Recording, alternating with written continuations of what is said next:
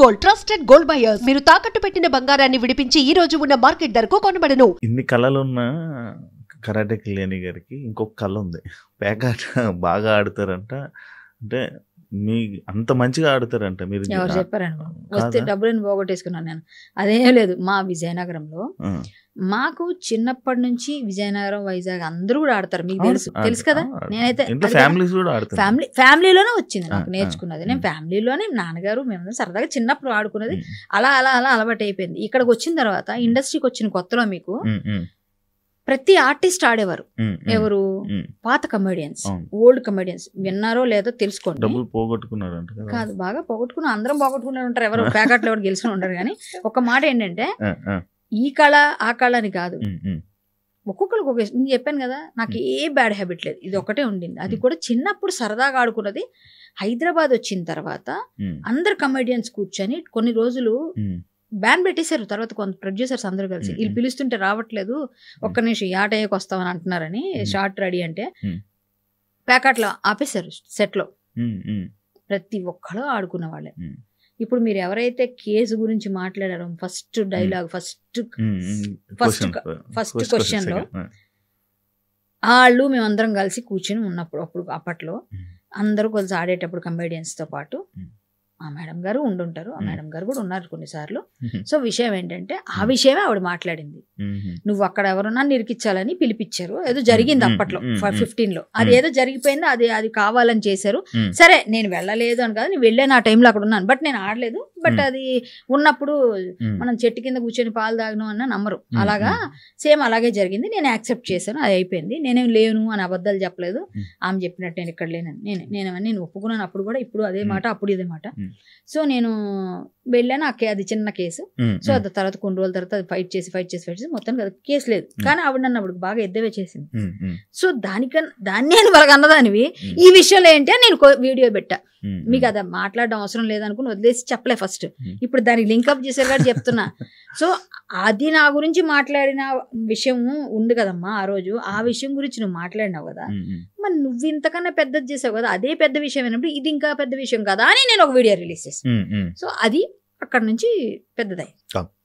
So అంతే. నాకేమంత బాగా ఏం రాదు. నేను డబ్బులు పోగొట్టుకున్నాను. మా ఇంట్లో మా అమ్మనే వాళ్ళని అడిగితే మొత్తం తగలబెట్టావు. మొత్తం డబ్బులన్నీ వచ్చిన డబ్బులన్నీ చెడగొట్టేశావు. నిజంగా చెప్పాలంటే ఒక టైంలో క్లబ్బులు కూడా వెళ్ళి పోగొట్టేసిన డబ్బులు ఉన్నాయి. నిజంగా పోగొట్టేశాను నేను. చాలా దానిలో చాలా పోయినాయి. అంటే తెలియదండి నాకు. అంటే అది ఒక మత్తులా కాదు, అన్ని మత్తులే ఇవన్నీ.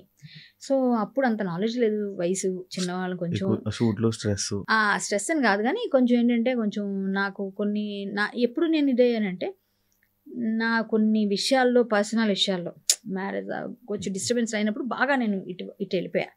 వెళ్ళి కొంచెం డబ్బులన్నీ పోగొట్టేసుకున్నాను. ఇరిటేషన్లో పోగొట్టేసుకున్న తర్వాత ఇంకా నేను నా దగ్గర ఉన్న ఇదేంటంటే ఏదైనా మానేయగలను, చేయాలని చేయగలను. స్ట్రాంగ్ మైండ్ అనమాట. ఇప్పుడు మీరు సింగిల్ గా ఉన్నారు? సింగిల్ గానే ఉంటాను. ఎందుకు అంటే కొంతమంది కలిసి రావు. మనం దేశం కోసం ధర్మం కోసం పనిచేయాలి కదా. పని చేసేటప్పుడు మనం అటువైపు వెళ్ళినప్పుడు కొన్ని వదిలేసుకోవాలి. ఇప్పుడు పర్సనల్ కొన్ని అవసరం లేదు అవన్నీ. ఇప్పుడు అంతగా మంచిగా మనం అర్థం చేసుకునే వాళ్ళు ఎవరు వస్తారు? వచ్చినప్పుడు చూద్దాం, అదే నా ఉద్దేశం. ఇప్పుడైతే లేదు అని వదిలేశాను. వచ్చిన అది జరగదులే శివ. ఎందుకంటే అంత బ్రాడ్ మైండెడ్ ఉండరని నేను చెప్పను. కానీ వాళ్ళకి మనకి అంటే ఇప్పుడు పెద్ద ఏజ్ లో చేసుకున్న వాళ్ళు చాలా మంది చేసుకుంటున్నారు. మరి నేనేం చేసుకోను అని అయితే స్టేట్మెంట్ ఇవ్వట్లేదు. ఎందుకంటే ఎప్పుడు ఎవరి డెస్టినీ ఎప్పుడు ఎలా ఉంటుందో తెలియదు. బట్ ఇప్పుడైతే నేను ఆలోచన నేను ఇంకా అనుకోలేదు. రావాలి, వచ్చినప్పుడు చూద్దాం. లేకపోతే మోడీ గారు చేసుకున్నారా, కొంతమంది ఉన్నారుగా మన నాయకులు, వాళ్ళందరూ చేసుకుని మోడీ గారు నాకు ఆదర్శం అని చెప్పాను కదా. మేబీ గుళ్ళు బళ్ళు కట్టుకొని అలా దేవుడు అట్లని వెళ్తాను, గురుగారు నడుస్తాను. లేకపోతే ఏమో మా అమ్మగారు వాళ్ళకి కొంచెం బెంగ ఉంది. ఎందుకంటే ఏజ్ అయిపోయినాక కొంచెం పెద్ద అయిపోయాను. ఇప్పుడు బాగున్నావు గట్టిగా, ఇప్పుడు బాగానే ఉన్నావు, కొన్ని రోజుల తర్వాత ఎవరైనా సపోర్ట్ ఉండాలి కదా అని అంటారు. సరేలే అప్పుడు చూద్దాం. చాలాసార్లు నన్ను అడిగారు 2-3 ఇంటర్వ్యూస్ లో కూడా. నన్ను రోషన్ 2-3 అడిగారు, పెళ్లి చేసుకుంటారా మరి మంచి అబ్బాయి వస్తుందంటే ఈ రోజుల్లో అబ్బాయిల్ని నమ్మలేము, అమ్మాయిల్ని నమ్మలేము, పరిస్థితులు బాగాలేవు. అలా వచ్చినప్పుడు కదా వాళ్ళు సెటిల్ అయి ఉండి నన్ను చూసుకోగలిగే వాడు వచ్చినప్పుడు కదా, మళ్ళీ నేనే కష్టపడి పోషించాల్సి వచ్చింది అనుకో, దానికన్నా కామ్గా ఇట్లా ఉంటే బెటర్ కదా. మనం కష్టపడి పోషించాలి అంటే వేస్ట్. సో అలాంటి సెటిల్ అయిన వాళ్ళకన్నా అమ్మాయి సింగిల్ గా ఉందంటే ఏ విధంగా మింగిల్ అయిపోదాం చూసేవాళ్ళు ఎక్కువైపోతారు. అదే నేను విన్నది కరెక్ట్. కళ్యాణి గారి అకౌంట్ లో బాగా డబ్బులు మంచిగా ఉన్నాయి. సరే, బానే ఇమ్మంటావా? ఎలా ఒక మాట చెప్తా, నాది డబ్బులు ఉండడానికి కారణాలు చెప్పుపో, నువ్వు చెప్పు ఎలా ఉంటాయి. నేను పైరవీలు చేయను, నేనేమి డబ్బులతోని ఎవరితోని ఏదన్నా ఎవరికైనా కష్టం వస్తే నా డబ్బులు పెట్టుకొని వెళ్ళి వాళ్ళకి చేసి వచ్చిన రోజులను ఇప్పటికీ అదే చేస్తున్నాను. సో ఎవరికైనా డబ్బులు లేని వాళ్ళందరూ వచ్చి అక్క నాది డబ్బులు లేవు, అక్క నాకు కష్టంలో ఉన్నా, నాకు హెల్ప్ చేయక అన్నోళ్ళే ఉన్నారు. సో నేను ఏ విధంగా డబ్బు సంపాదిస్తున్నాను, ఎలా వస్తే డబ్బులు నాకు? పోనీ ఇంకేమైనా పిచ్చి పనులు చేసి సంపాదించడానికి నేను అలా చేశాను, నేను ఎక్కడ ఉంటే పోనీ ఒకవేళ నేను నిజంగా అలాగే నేను చేస్తే 20 సంవత్సరాల్లో నా మీద ఏమన్నా పడకుండా ఉంటాయా చెప్పు? పోనీ ఇంతకాలం అయితే రాదు కదా, ఎప్పుడో బయటకు వచ్చి ఎక్కడ దొరుకుతుందా అని చూస్తాను. భూతద్దంలో చూస్తున్న వాళ్ళు నన్ను చెయ్యని వాటికే నా మీద లేనిపోయి నిందలేసేవాళ్ళు, భూతద్దం పట్టుకుని ఎత్తుక్కున్న వాళ్ళు. నేనేం తప్పులు చేస్తే రావా? ఏమీ చేయట్లేదు, చెయ్యలేదు, నాకు ఎక్కడి నుంచి డబ్బులు వస్తాయి? నేను హరికథ చెప్పుకుంటే నేను 1,00,000 అడుగుతానమ్మా, ఆ 1,00,000 ఎవరు ఇంతో అంతో కొంచెం తగ్గుతుంది. ఆ వచ్చిన డబ్బులు నాకు నెలలో ఖర్చు నాకు 1,00,000 రూపాయలు ఉంటుంది. ఇంటికి మెయింటెనెన్స్ మినిమం ఉంటుంది కదా ఆర్టిస్టులకి, కార్లు ఇల్లు ఇవన్నీ. నేను నెలకు 1-2 హరికథలు చెప్పుకుంటాను, లేదా 2 నెలలకు ఒకసారి చెప్తాను. ఇవే అడ్జస్ట్ చేసుకొని బతకాలి. ఒక చిన్న స్టూడియో ఉంది, దానిలో ఎంత వచ్చేస్తుంది? నాకేం యూట్యూబ్ నుంచి ఒక 10 లక్షలు 5 లక్షలు రావట్లేదు. నేను ఎలా డబ్బులు అకౌంట్లో ఉంటాయి? నేను నిజంగా చెప్తున్నాను, తినడానికి నాకు సరిపడే వస్తే చాలనుకుంటా, అలాగే వస్తుంది. నాకు బట్టలు కొనుక్కోవడానికి నా మెయింటెనెన్స్కి నాకు ఉంటే చాలా అనుకుంటా. కోట్లు రావాలి, ఇంత కుమ్మరించాలని నేను అనుకోలేదు. చూడొచ్చా అకౌంట్ లో ఎంత ఉందో? చూపిస్తారా? అకౌంట్ డబ్బులు ఎంత ఉన్నాయి కూడా కావాలంట. నా అకౌంట్ డబ్బులు ఇప్పుడు ఎంత ఉంటే నువ్వు సాటిస్ఫై అవుతాయి చెప్పు? మామూలుగా అడిగాను, ఎంత ఉంటే అనుకుంటా నువ్వు అంచనాకు చెప్ప. నేను 10 లక్షలు ప్లస్. ఒకసారి నేను కెమెరాకి చూపించుకొని నీకు చూపిస్తాను, ఫోన్ నేను శివకు చూపిస్తా, నువ్వు బయట చెప్పను, చెప్పొద్దు, ఏం పర్లేదు, ఎందుకు చెప్దాం. ఎంతో ఇది కూడా ఫస్ట్ వీక్ కాబట్టి నేను చూస్తా, పర్లేదు, ఏం కాదు, నేను చూస్తా, నువ్వు చూడాలి, నేనే చూస్తా. ఫస్ట్ వీక్ లో మాత్రం ఉంటాయి ఎవరికైనా. ఇప్పుడు వెళ్ళిపోతాయి, రేపటి నుంచి కట్ అయిపోతాయి కదా, ఇంటది కట్ అవుతుంది, అవి కట్ అవుతాయి, ఇవి కట్ అవుతాయి, అన్ని కట్ అవుతాయి. నువ్వు చెప్పొద్దు, నేను చెప్పను, బయటకి ఏం చెప్పను. మళ్ళా నాకు మళ్ళా నిజంగా బాగుండదు. నువ్వు అన్నా అంత ఉంటే అన్నావు కదా, అంటే నేను నువ్వు బాబు నువ్వు దాపాలి. నేను చూడు, నాకు చేతికి ఇచ్చేసాను. ఓకే కనిపించింది. ఎంత ఉన్నాయో చూసావు కదా, మరి నేను అంత ఎందుకు ఉంటా చెప్పు నా దగ్గర. కానీ నేను నార్మల్ గా మొన్న హరికథ చెప్పొచ్చాను కాబట్టి ఇది కూడా ఉన్నాయి. అవునవును, నేను ఇంకా కొంతమంది ఆర్టిస్టుల దగ్గర నేను వెళ్ళని చూసాను. వాళ్ళతో పోలిస్తే 5 రెట్లు 10 రెట్లు బెస్ట్. అలా కాదు, నేను హరికథ చెప్పొచ్చాను మొన్న కాబట్టి ఉన్నాయి, లేకపోతే ఉండవు. ఇంకోటి ఏంటంటే 10 రెట్లు బెస్ట్ కూడా కాదు. ఇంకా చెప్పాలంటే ఇవి ఎందుకు ఉన్నాయండి నేను చెప్తే బాగుండదు. మొన్న మా విజయనగరం వెళ్ళి తాకటికి ఇచ్చా, తనకాకి ఎందుకు ఇచ్చా అంటే ఒక పని పడింది. మనం ఎవరికో ఎప్పుడో నాన్నగారి విషయంలో చిన్నదేదో ఇష్యూ ఉంటే అది ఇచ్చాం. తనకాకి ఇస్తే డబ్బులు వేస్తారుగా, ఆ డబ్బులు కూడా కొన్ని ఉన్నాయి అందులో. అవన్నీ ఉంటాయమ్మా, అవన్నీ చిన్న కింద మీద పెట్టుకొని ఇల్లున్నప్పుడు ఏమంటారు లీజులకి ఇవ్వడం, ఇవన్నీ కామన్ కదా. సో ఇవన్నీ అవి కూడా మీకు కావాలంటే ఏదైనా స్ట్రైట్ ఫార్వర్డ్ చెప్తా. మా విజయనగరం వాళ్ళకి అది కూడా మా దగ్గర అగ్రిమెంట్ కూడా ఉంది. ప్రతి నెల ఖర్చు అయిపోతాయి. 1 lakh అయితే మినిమం సంపాదించుకోవాలి. ఆ 1 lakh నేను హరికథ చెప్తాను, మా స్టూడియో నుంచి వస్తుంది, ఏదో విధంగా వస్తుంది. సో ఏదో విధంగా బతికేస్తున్నాం. ఓ కోట్లు సంపాదించాలని ఆశ లేదు. నన్ను హ్యాపీగా భగవంతుడు ఇలా ఉంచితే చాలు. ఎవరి దగ్గర ఇలా అనకుండా ఇప్పుడు ఇలా ఇచ్చేటట్టు ఎప్పుడైనా ఇలాగే ఉండాలని కోరుకుంటాను అంతే. ఇప్పటికీ నేను అలాగే ఉన్నాను. ఎవరికైనా నేను నా తమ్ముడి దగ్గర, నా ఇంట్లో వాళ్ళ దగ్గర గివ్ అండ్ టేక్ ఉంటుంది అందరికి. తమ్ముడికి, ఇంట్లో ఫ్యామిలీలో. మీరు పెద్ద ఆర్టిస్ట్, నాకు మేము చిన్నప్పుడు చూసి వచ్చాం కాబట్టి మీరు పెద్ద ఆర్టిస్ట్. అదే కాకుండా నాకేం లేదని కాదండి, నాకేం లేదని నేను అనట్లే.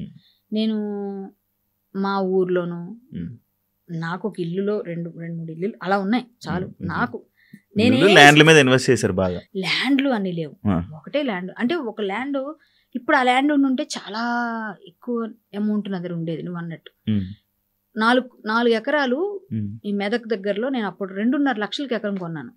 2.5 acres, 2.5 lakhs 2010 12 12లో 2012 2.5 లక్షలు కొన్నాను. బిలకల్ అనే విలేజ్ దగ్గర, పేరు కూడా చెప్తా. అరటి తోట కొన్నాను. అరటి తోట ఉండింది అందులో. 8 బోర్లు వేస్తే పడలేదు. నాకు 4 ఎకరాలు అమ్మారు, 2 ఎకరాలు అలా ఉంచుకున్నారు. అందులో బోర్ ఉంది. నీకు బోర్ పడే వరకు నేను నీళ్ళు ఇస్తామని చెప్పి ఒప్పందం. సో అరటి తోట వారంకి 8,000 9,000, 10 రోజులకి 15 రోజులకి కాపు వచ్చేది. అంటే నెలకు అప్పుడే నాకు 30,000 40,000 వచ్చేది. సో అలాంటి దానికి నేను వెళ్ళి బోర్ వేస్తే ఇంతమంది ఊరంతా వచ్చి బోర్ పడదు, పందాలు వేశారు ఇటు అటు, కోడి పందాలు వేసినట్టు. ఏమంటే 8 బోర్లు పడ్డాయి, పడలే. నేను వెళ్ళి బోర్ వేస్తే టక్కుమని పడింది. లక్ష్మీదేవమ్మ అన్నారు నన్ను ఊర్లో అందరూ. అయింది నిజమే, నేను లక్ష్మీదేవి మా ఇంటికి కానీ ఎక్కడన్నా. అట్లా నేను ఏదైనా అనుకున్నా, నేను నోటితో అన్నా, ఏదైనా చేసిన జరిగాయి. సో అలా పడ్డది. నేను పడుతుంది అనుకున్నదారు పడింది. సో అది అయ్యింది. ఆ తర్వాత నేను వైజాగ్లో ఇల్లు కొనడానికి వెళ్ళి వైజాగ్లో ఒకటి కొనుక్కున్నా. రెండోది కూడా అమ్మేస్తానని చెప్పాడు వాడు. ఎవరికో అమ్ముతున్నాడు, ఊరుకోవచ్చు కదా. నేను కిందది కూడా ఎవరైతే ప్లేస్ ఓనర్ 4 కూడా అమ్మితే మొత్తం 240 పెద్ద 3 నావి అయిపోతాయని ఆశ పట్టింది. ఊరుకోకుండా, అంటే మనకు పోవాలని రాసి పెట్టుంటే ఎవడైనా చేయలేడు అంటారు చూసావా. ఇవన్నీ దానికి నాకు ఇప్పుడు అనిపిస్తాయి ఇవన్నీ. అయితే పోవాలని రాసి పెట్టినప్పుడు ఎవరు బాగుపెట్టలేరు. 2.5 లక్షలకి ఎకరం కొన్నదాన్ని ఎంత అయింది? మహా అయితే 10 లక్షలు అనుకో కదా. రిజిస్ట్రేషన్ 11 వేసుకో, కమిషన్ సహా 16 లక్షలకి అమ్మేశాను ఆ ఇల్లు కొనడానికి. 4 లక్షల ఎకరం అమ్మేశా. ఇప్పుడు ఎంత తెలుసు? అది ₹1,00,00,000 ఎకరం. ఇప్పుడు ఆ ఇల్లు ఉంది, అది పెరిగిందా? ఇల్లు ఎక్కడైనా పెరుగుతుందా? తగ్గుతుంది. కానీ ఇల్లు కూడా కాదు, ఫ్లాట్ 3 గ్రూప్ హౌస్. తగ్గిపోతాయి కదా. గ్రూప్ హౌస్ 3 ఇల్లులు. ఇప్పుడు ఎవరు కొన్నా 80 గజాలు అన్డివైడెడ్ షేర్ వస్తుంది. ఒకటి అమ్మేసాను, మళ్ళీ అందులో 2 కొన్నాను కదా. ఒకటి అప్పుడే తీసేసా 1 ఇయర్కి. ఎందుకు తీసాను? ఇది పోయింది పొలం, ఆ ఇల్లు కూడా పోయింది. రెండు ఉంటాయంటే వీళ్ళు అమ్మలేదు. సర్లే ఎందుకులే ఎక్కడ 2 మనం అంటే బ్యాంకులు అవన్నీ కట్టడం ఎందుకు, బ్యాంక్ లోన్లు అన్నీ మనం తీసి క్లియర్ అయిపోదాం, నేను ఫ్రీగా ఉండాలనుకుంటా. సో తీసి అది కట్టేసి క్లియర్ చేసాను. నేను బంగారాలు అవి కూడా అమ్మేసి కొంచెం క్లియర్ చేసి, అంటే మనకు బుర్రలేదు, ల్యాండ్ మీద పెట్టలేదు. ₹1000 గజం మణికొండలో కొనమంటే కొనలేదు. ఈ రోజు కొనగలను నేను మణికొండలో ₹1000. మన ఎవరు మరుదురు రాజు గారు ఇంటి పక్కన కొనమని చెప్పారు. చంద్రబోస్ గారు, మరుదురు రాజు గారు ఒక దగ్గర కొనుక్కున్నా ఆ ఏరియా. అప్పుడు కొనలే. 1600 గజం కొనలే. ఈ రోజు నేను కొనుక్కోవాలంటే 1,60,000 పెట్టాలి. ఇప్పుడు నేను అది కూడా కష్టం చెప్తాను. అంటే అలాంటివన్నీ వదిలేసుకొని ఇక్కడెక్కడో చిన్న ఫ్లాట్, సెకండ్ హ్యాండ్ ఫ్లాట్ కొనుక్కున్నప్పుడు మనకి ఏంటంటే అంత నాలెడ్జ్ లేవు, ఇన్వెస్ట్మెంట్ల మీద, డబ్బుల మీద అవన్నీ లేవు. ఉండుంటే బాగానే ఉండేది. సో ఉన్నవే పోగొట్టేసుకున్నాను. నేను ఎక్కడ కొన్నాను? నాకెంత వస్తుంది? ఇంత వచ్చిన దానిలో ఇంత పెట్టి కొనుక్కోగలుగుతాం, అంతే చేశాను నేను. నేనేమి ఇంత నేను నాకేమి ఓపెన్గా చెప్తే నాకు ఇచ్చేవాళ్ళు ఎవరు లేరు, నా కోసం పోషించేవాళ్ళు లేరు, మగాళ్ళు ఎవరు వెనకాల నిలబడి. సో నాకు ఎక్కడి నుంచి వస్తే చెప్పు ఒకసారి.